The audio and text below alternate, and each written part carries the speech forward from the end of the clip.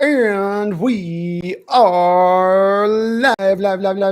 Welcome to the Hawks Nest live stream show. Thank you as always for joining in, jumping in, hopping in, tuning on. My name is Brandon. Not a lot, of course, still here yet to talk about as far as a lot on the slate today. I got a few little tidbits, including some information regarding one Jadeveon Clowney and some personal conversations. Yes, I said personal conversations I've had with him. I'm not going to go too deep into the rubble on that one because it's still a situation that's playing out a bit, but I might have a bit of a tidbit or two as we get into this. Tobias, what's up? My admin. What's up? Brendan Eichrick, hello. Derek, the Seahawks fan, what's up, buddy? Thank you for jumping on in today, guys, on a Saturday. You guys could be out partying, but you're out here hanging with me. Dustin with the obligatory Sean Alexander mention. What's up, Dustin? Yes, Tobias, I'm sorry about the promised extra stream. I'm going to be getting that promise still intoned at one point or another, but life has come up in a big way over the last couple of weeks, and unfortunately, it's rammed up against the channel a little bit. So it's just, there's a lot on the plate, a lot going on. I got to move on ahead of me here. I'm going to be taking on some more job duties here over in Maui, so it's just, there's a lot going on. A lot of bullets firing. Derek, the Seahawks fan, what's up, man? Hopefully, I'm hyped for the sports coming back too. Hopefully it actually happens. We still have yet to actually have a game be played. I mean, basketball's training, baseball's training, but there's still not yet been a game, a real live game that's counted, played as of yet. So you always got to still wondering that. User Hitstick, hello, User Hitstick. Maxwell Stern, what's up? If you did talk to Clowney, why not get some reporter for exposure? It's a good question, Brendan. Here's what I'm doing with this Clowney situation is that I'm not looking to abuse the privilege. I'm not looking to unduly ask too much of Jadeveon. I jump online, I play some video games with him. And at that point in time, I hash out a few things in kind of general terms. So I'll get to a little bit of that stuff as far as some things that were just kind of interesting that he brought up to me as we talked about. Namely, one thing right off the bat is that the reported offerings to Jadeveon that are out there in the media that you hear about, that he's turned down this continual stream of these, all of those are BS. Those dollar offerings are coming from the team. They're slanted to make the teams look better in the offerings, or at least like the team really made a real reasonable offer on the table, but that didn't really occur. So first thing you probably want to take away with this offseason and the ultimate over deluge of news and clickbait articles is that thing right there. For instance, the Cleveland Browns offering even I believe 19 million, it's BS. Then again, this comes from the man himself, so take that for what it is. Seattle is still definitely in the running as far as his services go. I know many of you will probably bring up the fact that Chris Henry signed his deal with the Titans, kind of freed them up maybe potentially a little bit because the first year's impact of the deal isn't going to maybe be as much as his franchise tag would have been if he had rolled out through the year on that. So maybe they've got a little bit of money now that they can free up to go after Clowney. I've always maintained that I felt like Seattle was the front runner here, but that the one thing that comes into play is if a team realizes his value has been so depressed, makes a move to free up some cash, and then comes in and grabs him. Nobody really expected the Derrick Henry deal to get done. So the fact that it does get done is that sort of situation of like what I talked about, where now there's freed up money for Tennessee theoretically for this upcoming year versus what they were paying on the franchise tag. Maybe they can utilize that now to go after Clowney. And from his standpoint, I can assuredly say, look, he's not been given the value that he wanted this offseason, and he's not even in the ballpark, not even the sport, not even the same freaking league. Okay? So it's the offerings that are out there on the table, whether you believe that's the fair offer to be giving him or not the fair offer, or he should just take it, whatever you think personally about that. He personally has been like, look, this is you're cutting my value not just in half. We're going much further than that.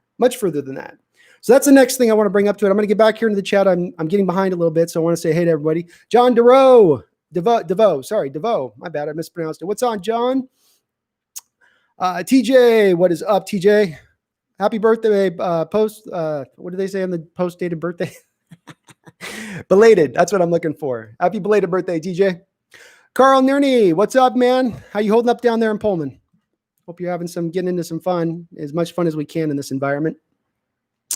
Derek, the Seahawks fan. Yep, baseball exhibitions are being played. That is correct. I'm speaking more, Derek, just to actual games that count being played. We're now almost all the way through July, and we still don't have that. Now, I know that wasn't really originally on the the schedule to happen in those other sports. They're occurring in the timely fashion that the Players Association, the players agreed to, and all that. But at the end of the day, we're still now going to be pushing here into August without any real games counting. And it does get a little bit worrisome from my standpoint, in that I hope that this is going to be an NFL season here. But if you're sitting here thinking that you feel real strongly good that we're for sure going to have that year, you're a lot more of an optimistic party than I'm becoming on this matter, because it looks a little dicey right now on this season for me. Again, you come back to just, for every new issue that you try to figure out to solve that you don't get a solution to, it raises another issue that you then have to solve to that issue. From player testing to what happens when you lose roster to how much roster space we go into the litany of it. Yeah, I hope the trolls will be out of here today. I do have a few people you can see with Tobias. I have made as moderators now on the account. So if we do get people going, Tobias, we want this channel to grow. So I'm welcoming in new people. I don't mind checking people if they come in and fill up the chat and saying, okay, you got to stop. I want to have the opportunity to give them that. But if I've said that to them and I've warned them a couple of times, then get the hook. We're 86 of them out of this bar. So if that happens today, it's gone. We're not going to be replicating that stuff anymore. Dustin, you can spam to a moderate degree. Just do not cut off questions. Hovan, what is up, Hovan? How you doing, man? 3 a.m. over there. I believe you said you were in Germany. I've been studying today for some new stuff for my job throughout the week. So my brain right now is like.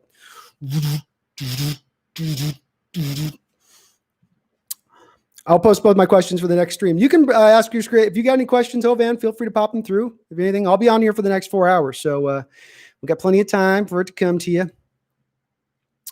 Brendan Eichrick, is the 8 to 10 million salary accurate?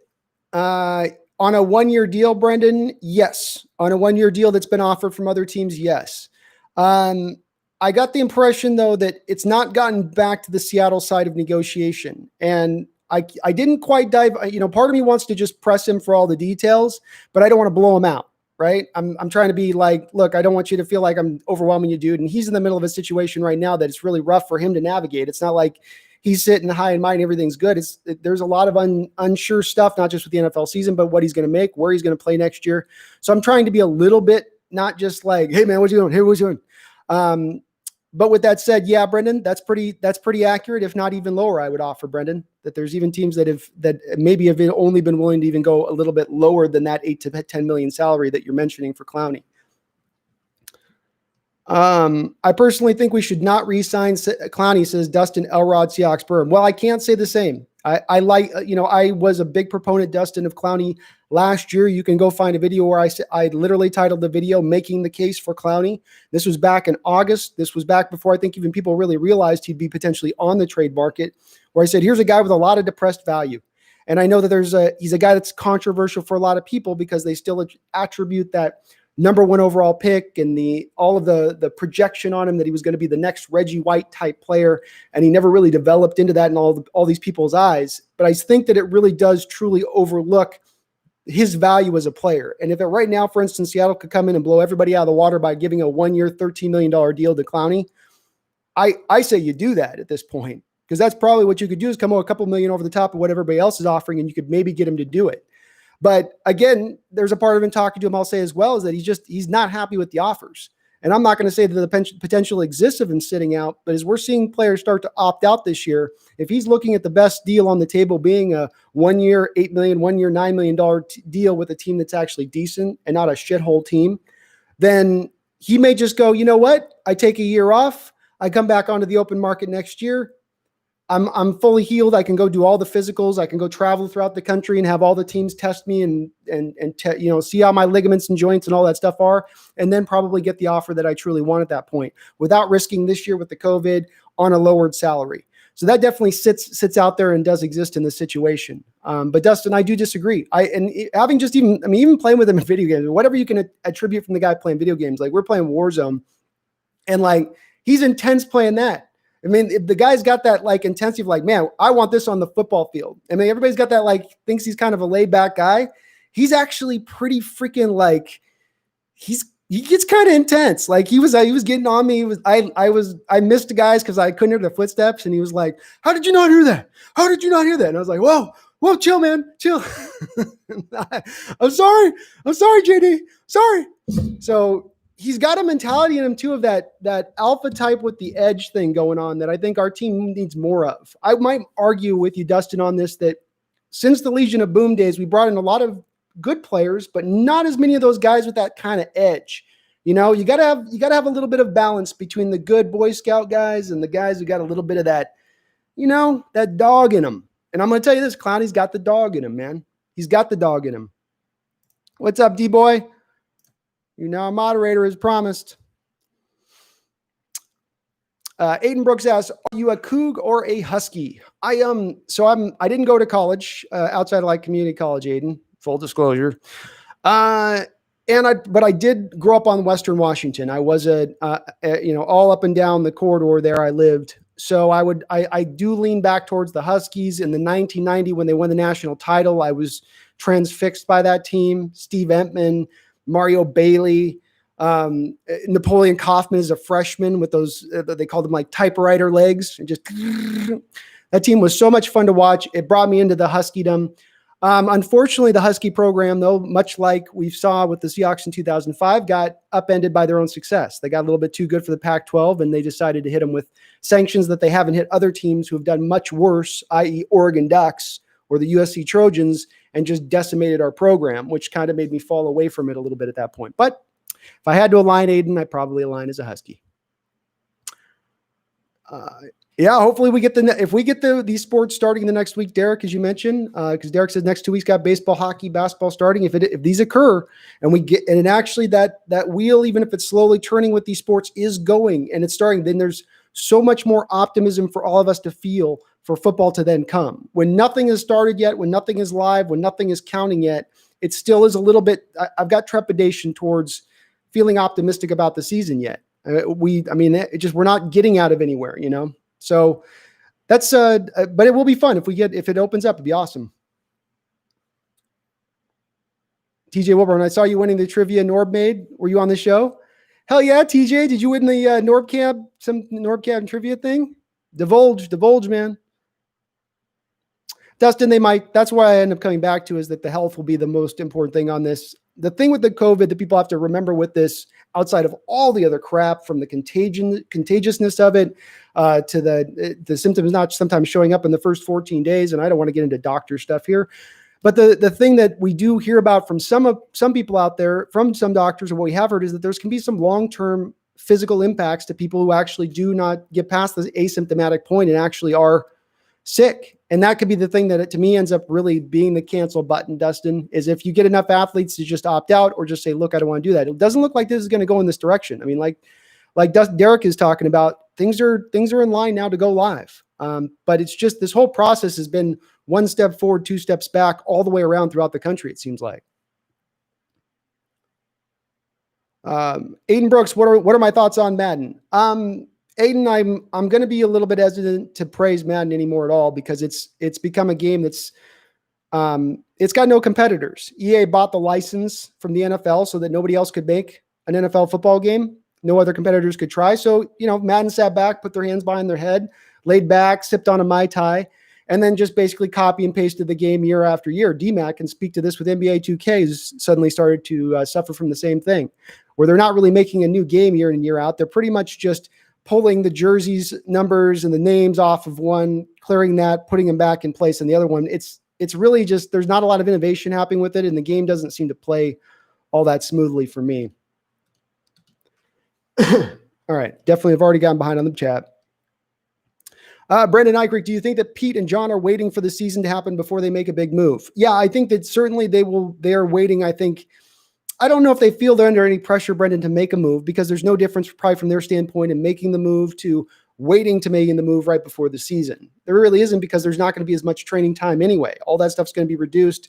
Everyone's going to be in that same boat. So there's not the pressure for them to have to necessarily sign. And that's also the reason why you've seen some of the unsigned players out there like Clowney, like Everson Griffith, who's remained out there, continue to remain, because probably they don't feel in any rush either. Why should they commit themselves to a situation that's still very unclear? Tobias Larson, if you were in Tyler Lockett and DK Metcalf's shoes, would you be emotional anyway towards Russell because he asked for Brown and Gordon? Does that make them feel like they're not enough? No, absolutely not, Tobias.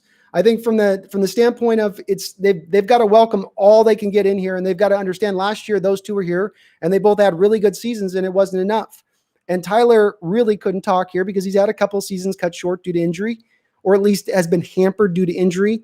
And he's a little bit of a smaller guy who's getting older, and he's not been as effective in kick and punt returns. I still say he's a great receiver, very efficient, but he kind of is what he is, which is like a good number two. And can be a phenomenal to great number one eventually when he gets there, but he's not necessarily there quite yet. So I don't think so. I think that they would totally understand what time it is. It's about competition. Brooks Madden 21 is basically Madden 20. Yep, that's pretty much it. You're not a mod. No, you're a moderator right now, Garrett. Or it might take a second to show up or something, D-boy, but you're on there. Space, hey, what's up, Space? I would like to re-sign Clowney too. And this is where I really fall in line. Like, you guys, they don't have to do a plethora of moves here to get this team kind of into the place where it's going to be ready to compete with the rest of them. I've maintained that parity this year is going to be all over the map, way more so than it even normally is. And that is understanding the NFL has more parity probably than any sport out there. But it's going to be even more exaggerated this year. You're going to see even more fluctuations in my mind because of the unsure nature of rosters.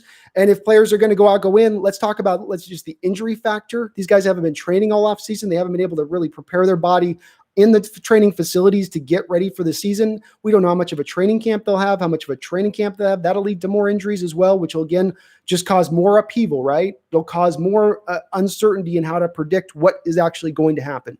But with bringing a guy like Clowney in, you put him in, slide him out there theoretically to the Leo with some moving around the line, but you just throw him out there with Leo. Darryl Taylor backs him up. You got Rasheem and LJ Collier fighting it out at the other spot there. You get your rotational Irvin Mayowa snaps in there along with Shaquem Green. The outside starts to look so much better than it does right now. And I just don't buy into Everson Griffin being at the same place that Clowney is in his career right now as a okay alternative to that. Is just a slight option, A1 versus A. No, I think Clowney's a much better player than people are really giving credit for. And they're really underselling him. And it really comes back again to the sacks, I think. That's really what I feel like people just come back to again and again is that sack number. And it gets stuck in their head. And you got to understand from my standpoint, it's such an old metric to use to determine the effectiveness of a pass rusher. You have all of these new ways and models and things you can go through to look at how a player is as a pass rusher and how effective he is. Why not utilize those rather than this old statistic that's antiquated and is really based upon a lot of times the production of the fellow teammates around you? Brendan Eichrick says, Ngakoue hasn't signed his tag. Could we see another Clowney situation? Yeah. I've maintained that the Jaguars have messed up that situation from day one here. They should have gotten him out the door when they could have gotten maximum value. The longer you wait on this situation, the more diminishing returns you receive. So Seattle, for instance, with Frank Clark, traded him pretty early into the offseason. They got him out the door when they could get maximum value of the first and second round pick. But when you wait like the Texans waited into training camp last year and Clowney hadn't signed it and the situation was unresolved, now you get a third round pick first. The first and a second. Now, Clowney maybe never would have gotten the first or second if he was at the same time as Frank Clark, admittedly, but he probably would have gotten much higher than the third round pick that was all Bill Bryan was really essentially, along with a couple throw-in players, able to receive. But Brendan, yeah, I could see Ngakoue being traded. I don't still see Seattle being the destination for him, though, Brendan, just because of the fact that he's the run stuffing thing I come back to with him. He's not good in stopping the run, and he's not necessarily, though he's had 75 pressures over the last 3 years, he's not efficient in getting those pressures. He gets a lot of attempts to get the pressures to get those sacks.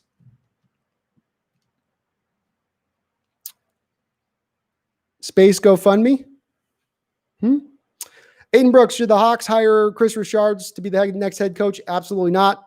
Richard was not a good defensive coordinator for us. He has not made the Dallas defense really significantly better, by my opinion, since he's arrived there, despite how good the talent they've had in the Cowboys defense here over the last couple of years. No, I would not. I would be okay with Cameron Hughes' suggestion, just because I feel like there's so much surrounding Eric Bieniemy as far as just, he seems like that guy that's going to be kind of that next guy. We'll see how it goes, but I'd be more in favor of that than Brooks. I come back to Dustin. I still do like Lincoln Riley. If I had a dream scenario, I would probably go to that one. Randall McDaniel, thank you for the $25 donation, my man. My goodness, that is super generous. Thank you so much. Now, I know, Randall, you were, I saw your comment just before I logged in, so I didn't have a chance to respond to it. Randall feels really good about our roster, you guys. And I think he goes back to thinking a little bit of the terms of what I tried to think about, kind of looking back at the draft and this offseason in totality. And that is that if you go position by position, you can make an argument for improvement in a lot of different places. You can say, now, obviously, this is if Quinton Dunbar is able to play. We'll get to that. If you get Quinton Dunbar in here, you've upgraded that secondary. Adding Jordan Brooks has upgraded the linebacking core. Obviously, our defensive ends, that we can make an argument there, but at least with Ben Samayo and Bruce Irvin, you maybe equaled what you had last year. Whether they'll, and I'm still anticipating they're going to get another player above that, so they will be better eventually in the defensive line. I'll maintain. I think we can probably say they've gotten better offensive line wise. You look at Damian Lewis. I think he's going to be better than what Fluker was.